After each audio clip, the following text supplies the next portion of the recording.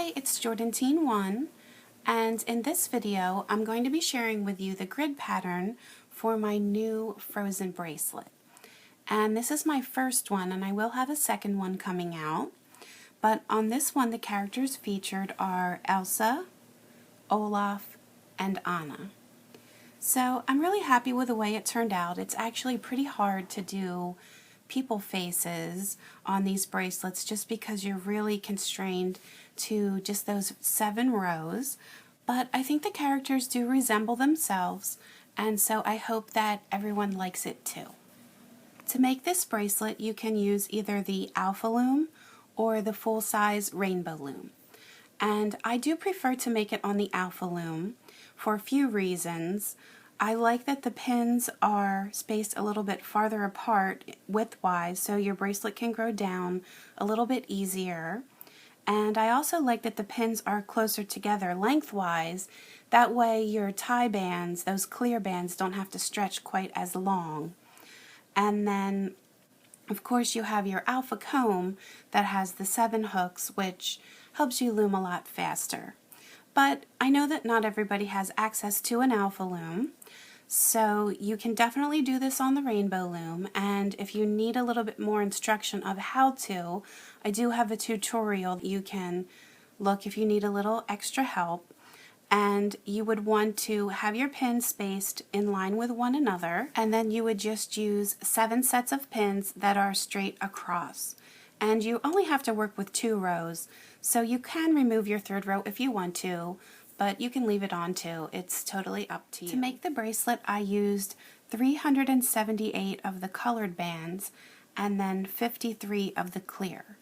So to break it down by color, I used 42 blue, 35 yellow, 52 white, 17 turquoise, 78 purple, 25 black, 34 green, 36 orange, 11 brown, and these brown came out of the camouflage pack from Rainbow Loom, and you will have to double these since they are regular size.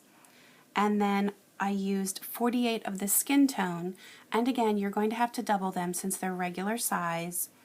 And then, as I said, the 53 clear, which are the bands that tie the rows together. So I wanted to give you just a very brief demonstration about what it means to double a band. So when you're dealing with the Alpha Loom bands, they're nice and small, so all you do is stretch those straight across from one pin to the other. But when you're dealing with a regular size band, which you will often have to do if you want any color that isn't available for the Alpha Loom bands, you're going to have a band that's about twice as big. So you're going to have to double this, which you can do in your fingers, you can do it on your hook. What I found is the easiest is to just place it on one of the pins, twist, and then just loop that other end back on. And then what you just need to do is take your hook and grab both of those loops and stretch it straight across.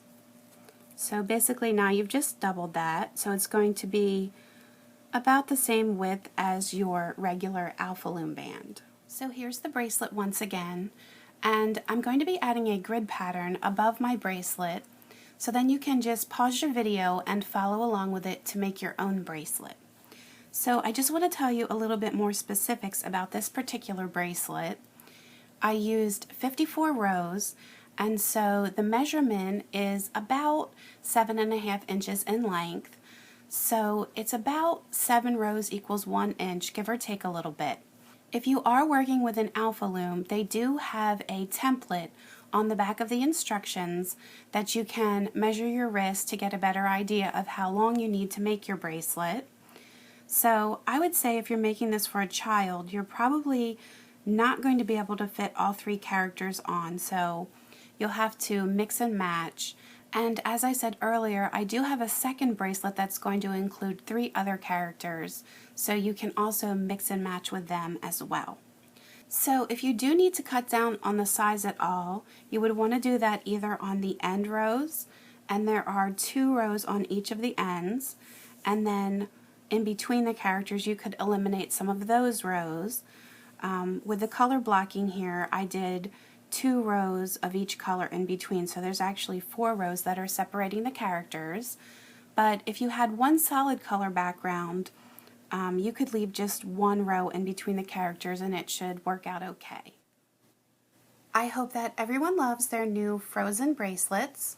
You can always leave me comments on YouTube and Facebook, post pictures of your creations to my Facebook page, and please feel free to subscribe to my YouTube channel so you can stay up to date on my latest tutorials. You can also find me on Pinterest and Instagram, so please feel free to subscribe to those as well. Thanks for watching!